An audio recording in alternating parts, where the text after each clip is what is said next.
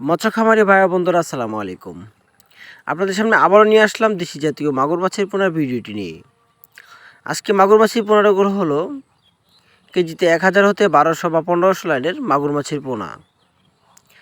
তো মাগুর মাছ কীভাবে পুকুরে চাষ করতে হয় বা পুকুরে চাষ করতে হলে বা পুকুরের আয়তন বা গভীরতা বা অন্য কাপ জাতীয় মাছের সাথে চাষ, তো মূল আলোচনাটাই হলো এইসব বিষয়ে।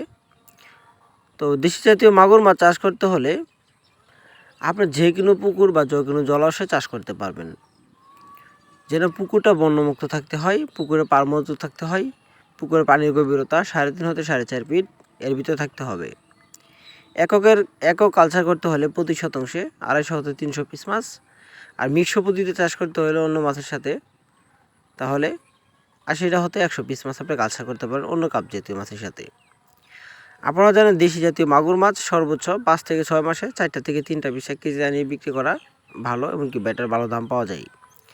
যদি 2টা বা 1টা কেজি আনতে চান তাহলে দেখা যাচ্ছে মাগুর মাছ ভালো দাম পাওয়া যায় না বাজারে, সেই তুলনায় দাম আপনারা রেজাল্ট ভালো পাবেন না। আর মাগুর মাছ চাষ করতে হলে অরিজিনাল দেশি জাতীয় মাগুর মাছের পোনা আপনারা আমাদের কাছ থেকে সংরক্ষণ করতে পারবেন। এমনকি মাছ চাষে সকল ধরনের তথ্য পরামর্শ আপনারা আমাদের কাছ থেকে জেনে নিতে পারবেন। যদি আমাদের চ্যানেলটি ভালো লাগে সাবস্ক্রাইব করে রাখবেন, নিত্য নতুন ভিডিও পেতে আমাদের সাথে থাকবেন। ধন্যবাদ।